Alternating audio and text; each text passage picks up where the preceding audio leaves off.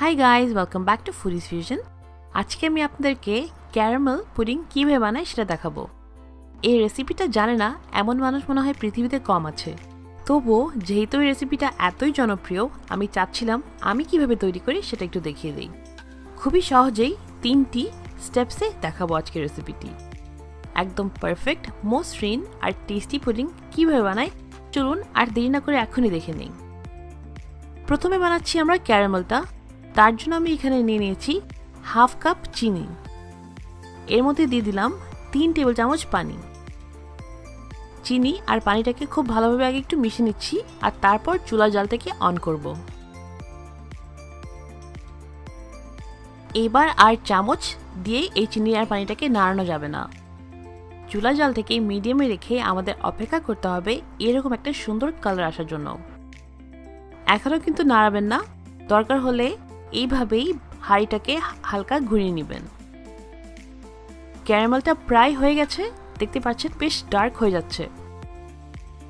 এখন সাথে সাথে নামিয়ে যে বাটিটাতে আমরা পুডিংটা বানাবো সেখানে ক্যারামেল সসটাকে ঢেলে দিতে হবে। ক্যারামেলটা সেট হতে থাক, এরই মাঝে চলুন আমরা পুডিংটার কাস্টার্ডটা তৈরি করে নিই। 3টা রুম টেম্পারেচারে রাখা ডিম দিয়ে দিচ্ছি।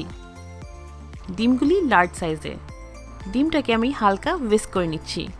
অনেক বেশি মেশাতে যাবেন না, তাহলে অনেক বাবলস হয়ে যাবে, যেটা আমরা একদমই চাই না।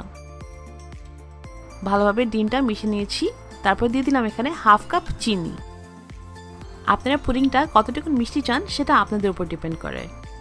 এখানে আছে 1.5 কাপ লিকুইড মিল্ক। আমি 3 কাপ দুধ জাল দিয়ে ঘন করে নিয়েছি আর সেটাকে 1.5 কাপ বানিয়ে ব্যবহার করছি।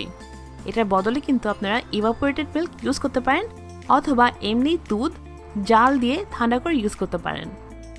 1 চা চামচ ভ্যানিলা এসেন্স দিয়ে দিয়েছি। আরেকটা কথা, দুধটাকে একটু ঘন করে ইউজ করলে পুডিংটা আরও বেশি টেস্টি হয়, সেই কারণে আমি পুডিংটার জন্য দুধটাকে ঘন করে নিয়েছি। দুধ, চিনি, ভ্যানিলা এসেন্স এবং ডিম খুব ভালোভাবে মিশিয়ে নিতে হবে। অনেক বেশি কিন্তু মেশাতে যাবেন না, তাহলে কিন্তু অনেক বাবলস হবে আর পুডিংটা পরে সুন্দর লাগবে না। দেখতে পাচ্ছেন ক্যারামেলটা খুব সুন্দর করে এবার সেট হয়ে গেছে। আমরা যেই ডিম আর চিনির মিক্সটা বানিয়েছি সেটাকে ছেঁকে দিয়ে দিচ্ছি। অবশ্যই এভাবে ছেঁকে নেবেন, তাহলে কিন্তু ডিমের কোনো সাদা এই ধরনের অংশ থাকলে সেটা বের করে নেওয়া যাবে। এইবার আমরা এই পুডিংটাকে ঢেকে নিচ্ছি। আচ্ছা, আমি আজকে যে ধরনের মোল্ড ইউজ করছি সেটা হচ্ছে 7 ইঞ্চের একটা কেক মোল্ড। এটার বদলে কিন্তু আপনারা 5টা রামিকেন ইউজ করতে পারেন। এবার পুডিংটাকে বানানো পালা। একটা হাঁড়ি নিয়ে নিয়েছি, তার মধ্যে বসিয়ে দিলাম একটা স্ট্যান্ড আর দিয়ে দিচ্ছি একদম ফুটন্ত গরম পানি। আপনারা চাইলে স্ট্যান্ডের বদলে এমনি একটা কাপড় বসিয়ে দিতে পারেন। আমি সবসময় স্ট্যান্ড বসাই, তাই আমি স্ট্যান্ডের মধ্যেই করে নিচ্ছি। স্ট্যান্ডের উপরে পুডিংটাকে রেখে এবার ঢেকে এটাকে 25 থেকে 30 মিনিট রান্না করে নিতে হবে। আমার আজকে প্রায় 27 মিনিট লেগেছে। 27 মিনিট পর আমি এই ফয়েলটাকে বের করে নিচ্ছি। তারপর একটা টুথপিক অথবা ছুরি ইনসার্ট করে দেখব যে পুডিংটা পুরোপুরি হয়েছে কিনা। পুডিংটা কিন্তু এই পর্যায়ে এখনও অনেক জিগলি আছে, কিন্তু একদম ক্লিয়ার বের হয়েছে টুথপিকটা, তার মানে এটা একদম সেট। এখন এটাকে রুম টেম্পারেচারে আনবো আর তারপর ফ্রিজে কমপক্ষে 3 ঘন্টার মতন রেখে দিতে হবে। সারা রাতও রেখে দিতে পারেন। 3 ঘন্টা পর পুডিংটাকে ফ্রিজ থেকে বের করে নিচ্ছি এবং সাইডসগুলিকে এইভাবে একটু ছুটিয়ে নিতে হবে। তারপর উপর দিয়ে একটা প্লেট দিবেন আর পুডিংটাকে বের করে নেবেন।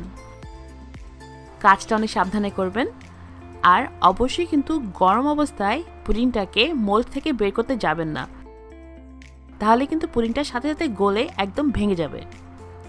আমি পুডিংটাকে কিন্তু মিডিয়াম আঁচে রান্না করেছি, এটা বলতে ভুলে গেছি, তাই এখন বলে দিলাম। নিশ্চয়ই খেয়াল করছেন পুডিংটা একদম পারফেক্ট হয়েছে এবং ক্যারামেলের কালারটা একদম সুন্দর হয়েছে। আপনারা আমি যেভাবে বানাই সেভাবে ট্রাই করে দেখবেন। আমি আশা করছি একদম পারফেক্ট পুডিং আপনারা বানাবেন। আজকের রেসিপিটা কেমন লাগলো প্লিজ জানাবেন। আমার চ্যানেলকে এখনও সাবস্ক্রাইব না করে থাকলে প্লিজ করে ফেলুন। আজকে এতটুকুই। সবাই ভালো থাকবেন and thank you so much for watching.